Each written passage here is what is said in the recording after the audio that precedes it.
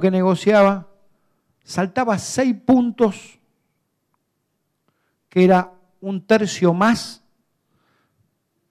de lo que el Estado pretendía como incremento salarial para todos los trabajadores, del 18 al 24%. Sabían que después no nos bajaban del 24%. Esto ocasionó sin duda que inclusive decidieran cambiar el negociador, lo cual para nosotros es un problema. El negociador siempre fue la Cámara DEVA, con una fuerte incidencia de su presidente Jorge Britos, y ante esta escapada del salario de los bancarios, decidieron poner como negociador y gendarme de la posición del 18% al presidente de la Cámara Vapra, que es en definitiva un funcionario público de un banco público. A veces uno con un empresario privado puede discutirle desde otra óptica y otro es el margen de maniobra que tiene en una negociación. Cuando quien es el líder de la negociación por parte de las cámaras empresarias resulta ser un funcionario de gobierno, hacerlo saltar de la política oficial del 18 al 24 tiene un mérito supremo. Y ese mérito fue de los trabajadores y fue de la dirigencia sindical, que no estábamos dispuestos a firmar ese 18% porque era menos que el anticipo del año pasado si es que lo firmábamos. En función de esto es que se complicó bastante y se demoró el acuerdo, y ya estoy ingresando en el nuevo ejercicio, la discusión salarial, que termina culminando también en el marco de presiones muy fuertes hacia esta organización, luego de una maravillosa movilización que hicimos de 5.000 bancarios en la calle para decir presente y para darnos la fuerza suficiente en el último sprint para poder llegar a un acuerdo salarial razonable.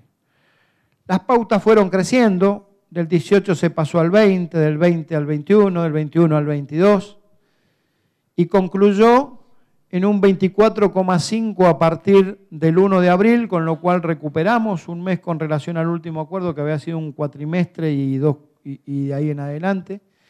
Y sobre todo, y fue otro paso más de la organización, logramos que fuera remunerativo desde el 1 de enero.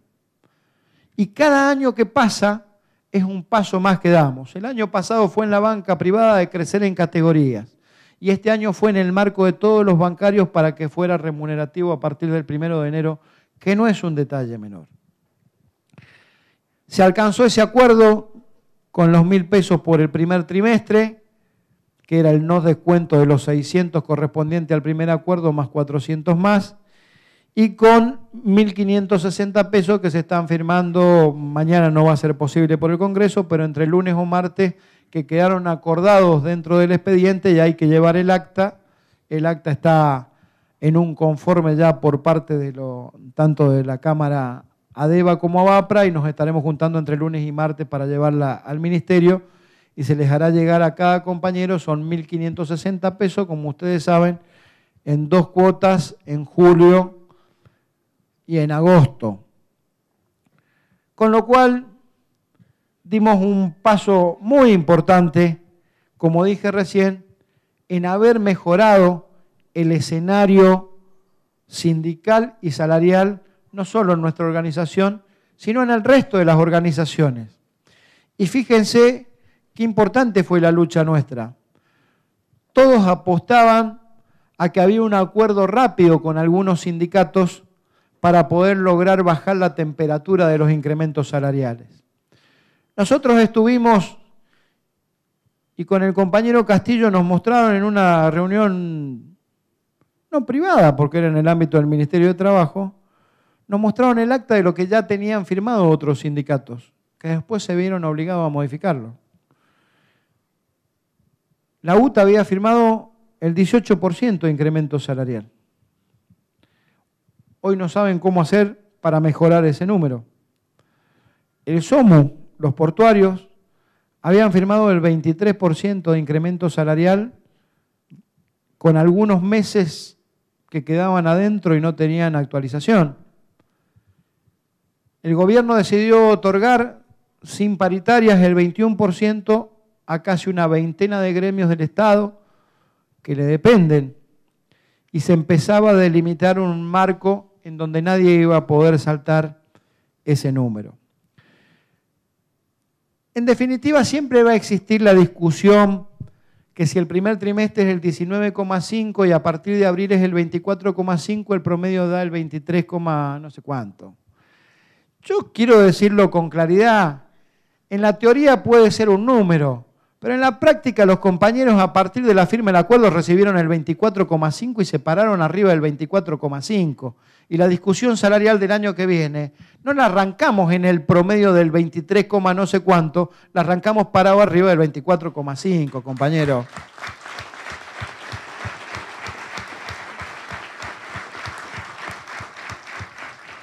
Y por si no les alcanzara, y para poner elementos en las manos de nuestros compañeros para defender el acuerdo, surgió la gratificación de los 1.000 pesos y de los 1.560. Que si uno quiere hacer el jueguito del 19,5 en un trimestre, el 24,5 al resto, también le tiene que agregar los 1.000 y los 1.560 para decir la verdad completa. Y cuando la diga, se va a encontrar que en un sueldo promedio de 10.000 pesos, que es el sueldo de un promedio de un bancario, implica el 25,46% y si tomamos la referencia de lo que era el sueldo inicial, implica el 28,9%, poniendo este sindicato como el sindicato que mejor firmó una vez más un acuerdo salarial.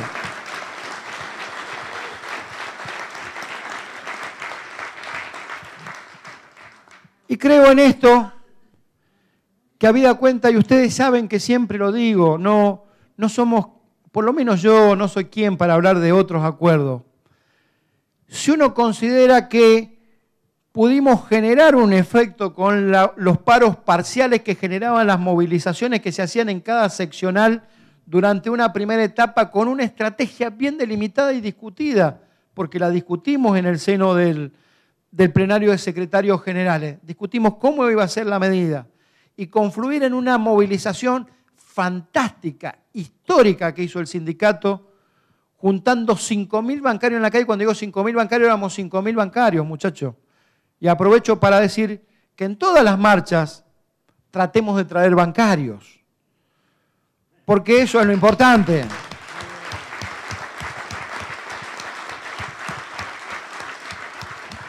Mucho nos puede servir hacer una fila larga. De nada nos sirve si los compañeros se quedan en los bancos y la rellenamos a la marcha. De nada nos sirve pedirle favores a los amigos para que nos traigan gente o nosotros de última contratar gente. Eso no se hace en este sindicato y no quiero que se haga. Por eso creo firmemente que esos 5.000 bancarios que estuvimos en la calle dimos una muestra cabal de integridad, de dignidad y de firmeza, porque había que tenerlas bien puestas en ese momento donde arreciaban los discursos de la Presidenta de la Nación acusando a los dirigentes sindicales de cualquier cosa. Nadie dice, y yo no me animaría a decirlo porque no creo que es así, que a nosotros nos extorsionen cuando no nos pagan la asignación universal o cuando nos meten el impuesto a las ganancias. Si nosotros somos extorsionadores porque hacemos un paro. Y yo no comparto este criterio, quiero que lo sepan.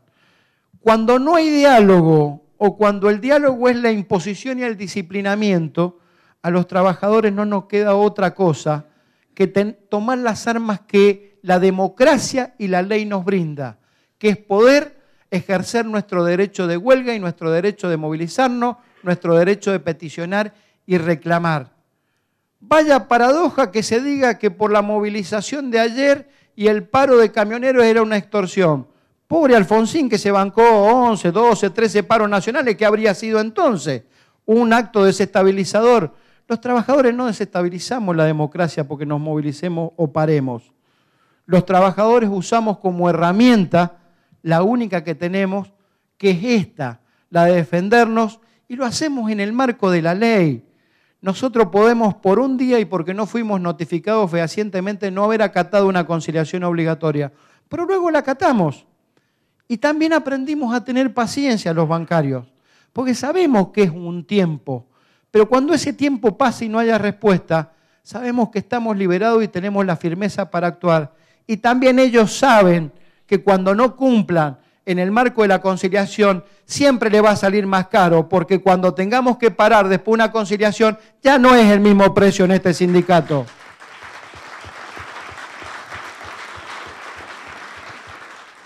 Por eso, confluyendo o terminando, porque el informe gremial que hace el compañero Gustavo luego desgrana la actividad de la Secretaría de Gremiales en todos los aspectos y concluyendo con esta parte del informe que tiene que ver con la actuación gremial y paritaria, quiero decirles que quedó consagrados un par de aspectos que a mí me parece importante compartirlo con ustedes en este Congreso en el acta acuerdo que firmamos en el mes de mayo. Por un lado, buscar un equilibrio en materia de lo que perciben las compañeras por concepto de guardería que tiene una distorsión bastante importante. Creo que nos tenemos que sentar con responsabilidad y con la responsabilidad histórica que estamos asumiendo en cada uno de los terrenos en que nos está poniendo a prueba la realidad de la bancaria, empezar a discutir en serio los adicionales de un nuevo convenio colectivo de trabajo. Y lo digo porque la realidad indica hoy que el mercado laboral de nuestra actividad cuenta casi en el 50% con compañeras trabajadoras que tienen que dejar sus hijos en una guardería y que a veces el sueldo que perciben se le va más del 50% en pagarle a un empleado o pagar una guardería, porque lo que los bancos pagan no es un reconocimiento, es una limosna como si fuera la ofensa al ropavejero en los famosos cuentos de que nos contaban cuando éramos chicos. Entonces habrá que ponerle un parámetro de cuál es realmente el valor de una guardería y deberá institucionalizarse en una discusión seria el adicional de guardería en un nuevo convenio colectivo o en una modificación del convenio colectivo. Y en esto también se dejó sentado algo que otras veces se ponía como comisión y quedaba en la nebulosa. Por pedido de los compañeros del sur, que plantearon el adicional patagónico conforme lo establece la ley, es decir, de La Pampa para abajo, que hubiera una discusión sobre el adicional de la zona patagónica, porque es la actividad que menos paga, quizá, o entre las que menos paga en el sur argentino por vivir en esa zona inhóspita, cara y, por cierto, bastante costoso y bastante complicado para aquellos que viven en esa zona. Y se puso una fecha límite de la discusión. Y quiero decirlo con mucha claridad porque lo he dicho en todos lados. Esto como las inspecciones, y enseguida avanzo con las inspecciones. Las fechas límites se cumplen y si no se cumplen está el accionar gremial que va a avalar esta conducción nacional, compañeros. Lo mismo pasa con las inspecciones. Ustedes saben que en el marco de la negociación pedimos inspecciones a todas las entidades financieras de la República Argentina. Y todos creen en el Ministerio de Trabajo y en el sector empresario que esto no va en serio. Que siempre se piden inspecciones pero quedan dormidas, que no sé qué, que no sé cuánto. Yo en esto quiero ser absolutamente claro, porque ya nos pasó una vez. Y no quiero que nos pase ahora. Cuando se reabrió la discusión paritaria, y acá hay varios compañeros paritarios que estuvimos ese día con la viceministra de Trabajo de la Nación, y reclamamos porque no se cumplía el convenio, porque no se cumplían las horas extras, nos espetó en la cara, pero eso es una política que ustedes han convalidado por no haber accionado gremialmente. Esto fue parte de lo que ustedes concedieron en los 90 por no haber discutido como tenían que discutir. Entonces, no quiero que a este plenario, a este congreso, a esta conducción y a esta bancaria se le enrostre eso. Estamos esperando la firma de los 1.560 pesos que se hará la semana que viene, a más tardar, para apretar el acelerador a fondo, porque vamos a ir por cada banco en la Argentina a reclamarle que dejen de explotar a los trabajadores bancarios y le paguen lo que les corresponde cada vez que los obligan a quedarse en las entidades financieras.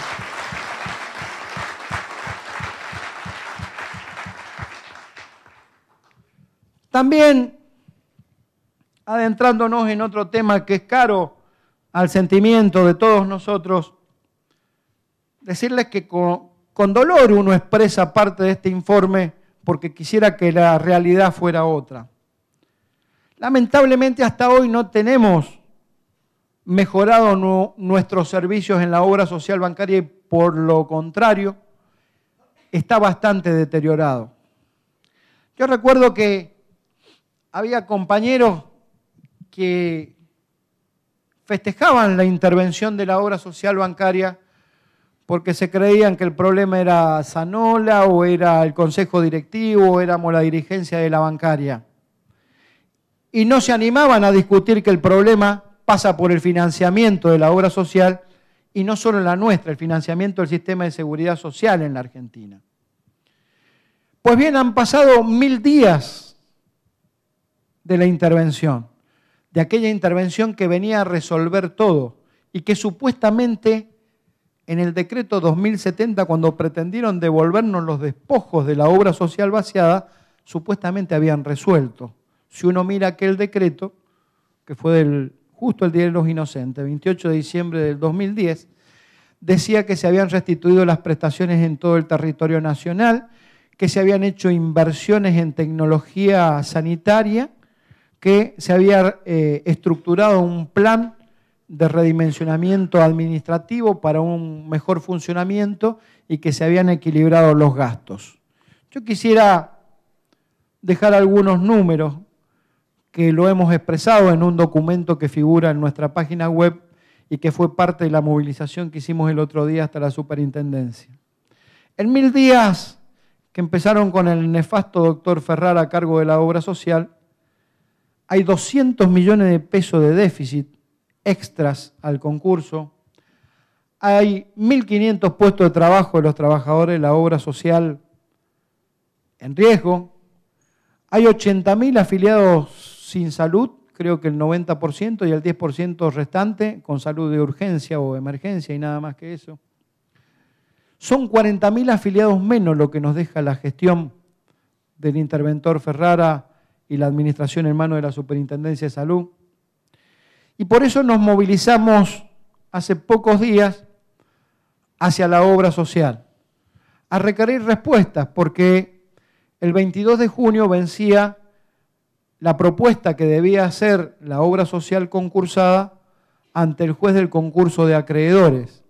Y de no presentar una propuesta de concordato con los acreedores y viabilidad de la obra social, se podía producir el quiebre de la obra social a manos del juzgado. Quiero decirles, porque lo saben, los compañeros secretarios generales lo habrán expresado, no es que nosotros vamos con las manos vacías y despojados de responsabilidad de lo que pasó. Asumimos nuestros errores cuando nos tocó conducir y asumimos el error de no haber tomado medidas a tiempo en la obra social. Pero no menos cierto es que el eje fundamental de la crisis de la obra social también pasó por la expropiación de los recursos que nos hicieron con la derogación del inciso F. Era ni más ni menos que el 60% de la recaudación de nuestra obra social y tras cartón y como puñalada trapera, después de esa expropiación, a los pocos meses vino la desregulación del sistema de seguridad social donde se produjo el descreme por todos conocido. Y tras cartón vino un proceso de evaluación en la Argentina que multiplicó los costos por 4 porque todo era importado de lo que se atendía en materia de salud contra ingresos rígidos que teníamos los trabajadores. Y tras cartón también la tecnología avanzó de modo tal que lo que antes se hacía con una radiografía que vale 50 pesos y se hace con una tomografía computada que vale 2.000, 3.000 pesos, no sé cuánto valdrá. Ese conjunto de cuestiones, agregado a errores propios que hemos conducido sin duda también, y a falta de tomar decisiones a tiempo, hizo un cóctel explosivo que culmina en un proceso de degradación que tuvimos en cuanto a las prestaciones y también, no menos cierto es que el sector empresario no solo hizo un fuerte lobby repudiable y repugnante para que se nos expropiara ese inciso F, sino que también apretaron a compañeros para que se fueran enteros de nuestra organización a las prepagas que ellos mismos conducían. Por eso, asumiendo los errores y en el cuadro de análisis donde también tiene participación y responsabilidad del Estado por la falta de control y por ser el Estado el que en aquel tiempo nos quitó nuestro 1% que nos correspondía del inciso F, Estado que nos lo quitó y ningún Estado lo reparó ni ningún gobierno lo reparó, sea del signo político que sea, ninguno reparó el despojo que se le hizo a los trabajadores bancarios, porque se confunde el que cree que es un despojo a la caja sindical que pueden aducir de las obras sociales.